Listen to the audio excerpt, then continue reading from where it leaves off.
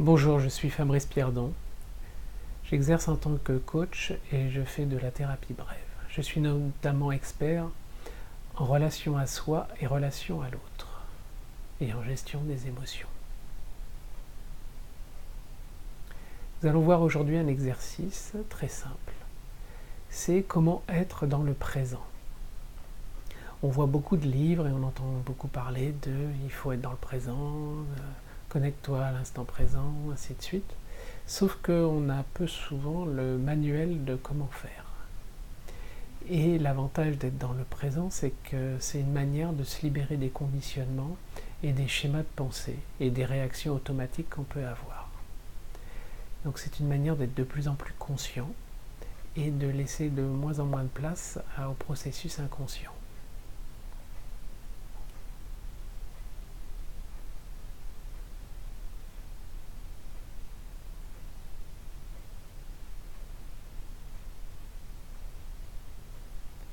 Dans cet exercice, nous allons faire quelque chose de simple. C'est en quelque sorte habiter son corps. Parce que souvent, on est plus... j'ai remarqué que les gens sont surtout dans leur tête. Et moi-même, pendant longtemps, j'ai été essentiellement dans la tête. Un peu dans le corps, mais peu globalement. Donc ça se traduit par beaucoup de pensées, une agitation au niveau de l'esprit. Et souvent les personnes essayent de faire de la méditation pour se calmer, sauf qu'au final, ça ne fonctionne pas très bien au final. Nous allons faire un exercice qui est habite ton corps, d'une certaine manière. C'est comment se réapproprier son corps. Car cet état, c'est un état, l'instant présent, c'est un état naturel, c'est un état que tous les enfants ont et qui peu à peu ils perdent. Donc l'idée, c'est de retrouver cet état, où il peut y avoir par exemple des sportifs, j'accompagne des sportifs et ils ont cette connexion au présent.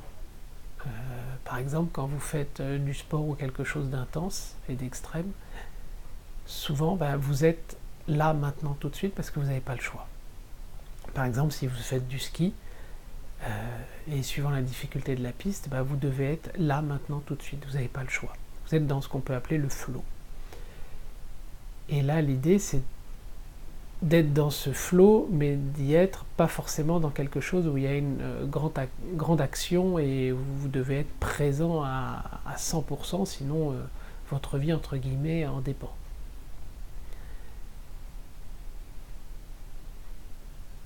Donc ça, c'est un des premiers avantages, c'est d'être dans le présent et de se libérer de certains conditionnements, de certaines pensées, certains automatismes.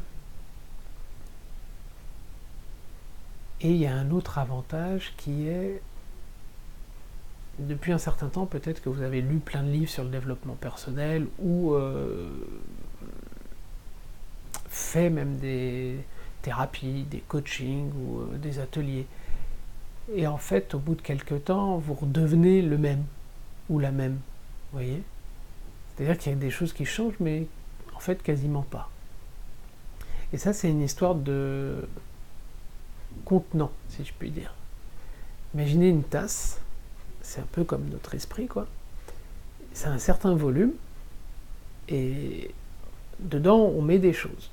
C'est-à-dire, c'est du savoir, des choses qu'on a appris, de l'expérience, tout un tas de paramètres comme ça. Et, au bout d'un moment, c'est entre guillemets plein, et ça ne peut pas bouger, et surtout, ça a une certaine forme. Donc on aura beau faire tout ce qu'on veut, cette forme, elle restera. Et elle sera toujours comme ça. Parce que cette forme, en fait, est essentiellement mentale. Donc l'idée, c'est comment se connecter à soi, à une autre dimension de soi, qui dépasse ce conditionnement. Et cet exercice-là permet d'arriver à ce résultat-là. Avec une certaine pratique, et surtout, vous verrez que l'exercice en lui-même dure, vous pouvez le faire en 1 minute, 2 minutes, donc ce qui prend très peu de temps par jour, et il y a des petits rappels à faire dans la journée. Et ce qui fait que, mis bout à bout, Ça fait une pratique qu'on pourrait dire entre guillemets méditative sur certains aspects, et surtout c'est plutôt une méditation qui est active et qui est dans le présent et dans le quotidien avec les autres. Donc c'est de s'installer confortablement, les deux pieds bien posés sur le sol, les mains à plat, vous pouvez fermer les yeux, la tête légèrement en avant. Et à ce moment-là, c'est d'inspirer, d'expirer, juste d'observer sa respiration pour l'instant. Vous l'observez comme si vous regardiez par exemple la mer. Regardez un paysage. Pas de chercher à la modifier, juste l'observer. De voir est-ce que c'est une respiration courte, ample, profonde. Est-ce qu'elle se situe sur le haut du corps? Est-ce qu'elle est plutôt dans le ventre? Est-ce qu'elle est rapide, courte ou ample? Peu importe. Ce qui compte, c'est de l'observer, cette respiration. Parce que la respiration, c'est comme un pont entre le conscient et l'inconscient. On peut porter attention à sa respiration et l'observer. Et en même temps, c'est un processus qui se fait naturellement, indépendamment de nous.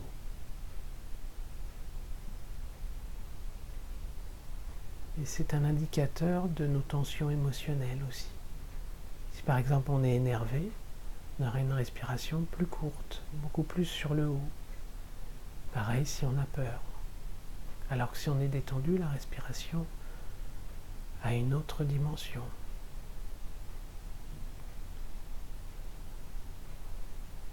Et en même temps, vous allez prendre conscience de l'ensemble de votre corps, partant du sommet de votre tête jusqu'aux pieds.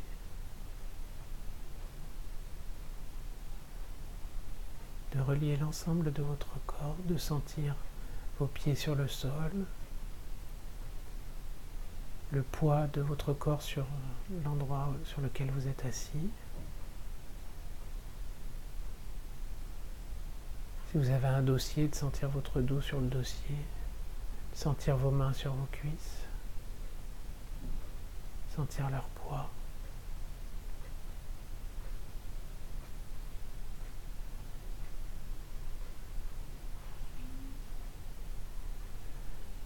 Et vous allez imaginer de l'eau dans le cerveau, comme si vous aviez de l'eau dans la tête. De l'eau qui passe d'un hémisphère à l'autre, c'est-à-dire de gauche à droite, ou de droite à gauche. Ça peut être comme d'imaginer une vague qui passe d'un côté à l'autre, ou alors une rivière, ou même de l'eau plate. Peu importe. Ce qui est bien est juste pour vous.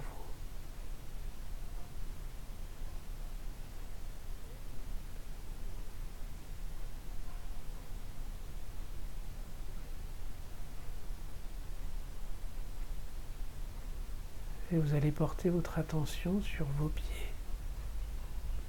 Vous allez y mettre toute votre présence.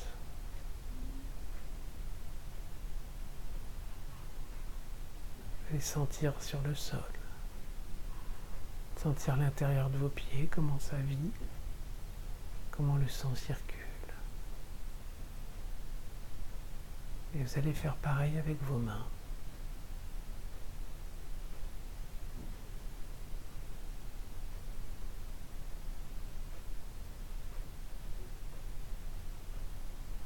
Sentir vos mains sur vos cuisses, sur vos jambes. Sentir peut-être qu'il y a une main ou un pied même plus lourd que l'autre. Vous avez une sensation différente. Et c'est bien comme ça.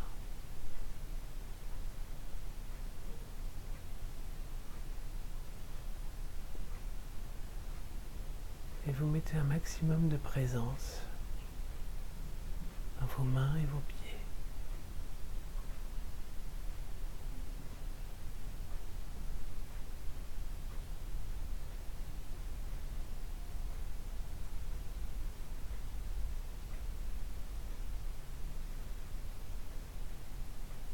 Fin de l'exercice.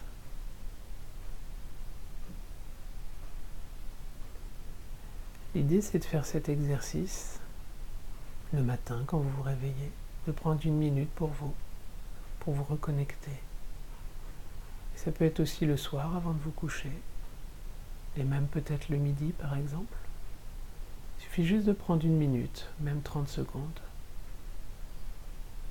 Et tout le reste de la journée, c'est de bien veiller à être dans vos mains ou vos pieds, en fonction de ce qui est plus facile pour vous. Certaines personnes c'est les mains ou les pieds, peu importe. Et là, c'est bien d'enregistrer la sensation que vous avez, de sentir l'effet que ça a eu sur vous. Vous pourriez le noter par exemple, l'écrire, mettre un commentaire sous cette vidéo et de dire qu'est-ce que vous avez ressenti.